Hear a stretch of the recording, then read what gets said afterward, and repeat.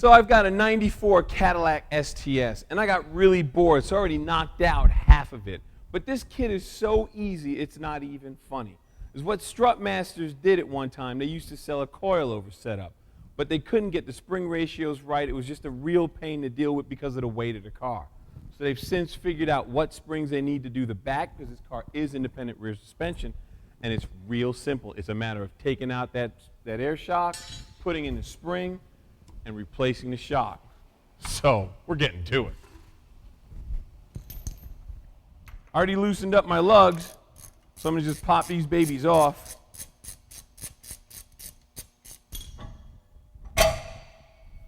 One tire, done. Okay. This is what we're going to do. Now this one's a little bit different. We're going to take the shock absorber out first, disconnect everything for that. That'll allow the rear suspension to drop down a little bit more. And I don't see, oh, there it is. It's like acting like the sway bar. There we go. All right, I'm thinking all we got to do is take out the shock and we're good. So I'm going to pop the trunk, undo the top bolts, the top nuts that go up inside the trunk, and it'll be a breeze. And then on the bottom, all it is 2 bolts that hold it down. So I'll be right back. See, here's the thing. Someone's looking at this right now going, how come he's not using a 13mm socket?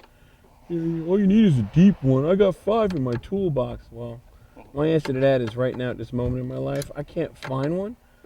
But not only that, I want to show you guys how easy it is to do this. It's that easy. You know, it's just one of those things. A little bit of time, a little bit of patience, and you can make it happen. This is a 13mm. There we go. Oh, look at that thing of beauty. Put that there. Now, there's tension on this nut. It's getting close to the end, and the reason why there's tension on it is because I don't have the jack underneath the lower control arm of the independent rear suspension. So you guys stay there. I'm going to put the jack under it. That's all I need. I'm going to let this down. It already starts to come out.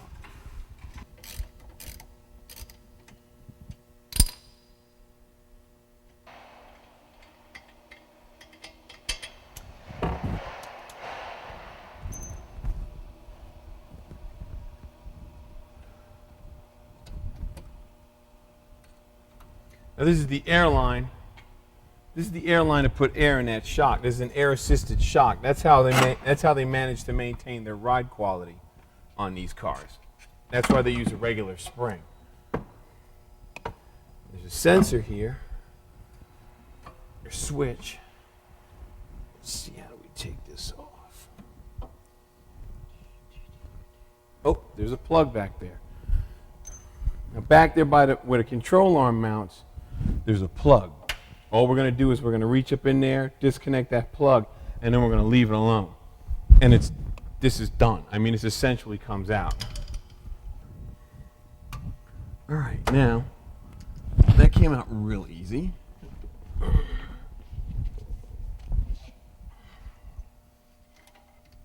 Here's what I was talking about before with the capture nut.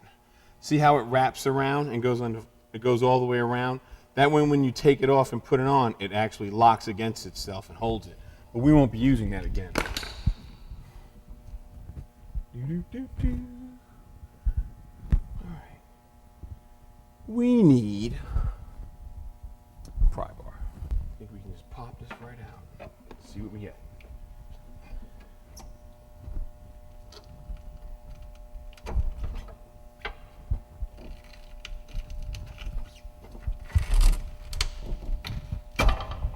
Bing.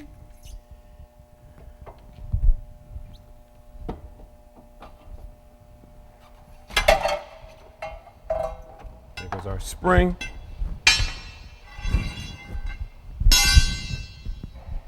Now these rubber isolators is what they do is they keep the spring from squeaking. If you have bare metal on bare metal, you're going to get that wink, wink, wink, wink, wink, and you don't want that. So what they do is they put these rubber isolators in, one on the top of the spring and one on the bottom of the spring, and that keeps the squeaking down. Not only that, on this car, because it's got aluminum lower control arms, if you had the steel just rubbing on that control arm, it's going to wear it out really fast. But we're going to do something else. So we won't need those isolators. Well, we won't need them on top, actually. Now, we take this hockey puck. That's what it looks like, at least. I mean, it's not really a hockey puck. We take our hockey puck. We put it through the hole in the lower control arm. Drop our hockey puck on top. We take our washers. Flat washer.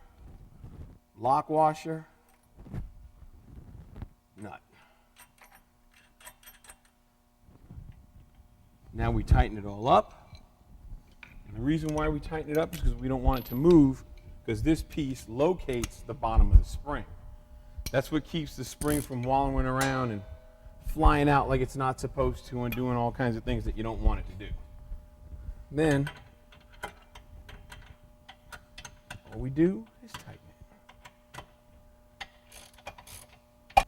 Now, we're going to take the spring. Where's our letters? As always, on this particular setup, the springs still go back, but this time they're going to be upside down because this piece, this opening, is smaller than this opening, and this end just won't fit over the hockey puck. So we're going to put this on top, our rubber isolator. I had to go back and look at the instructions.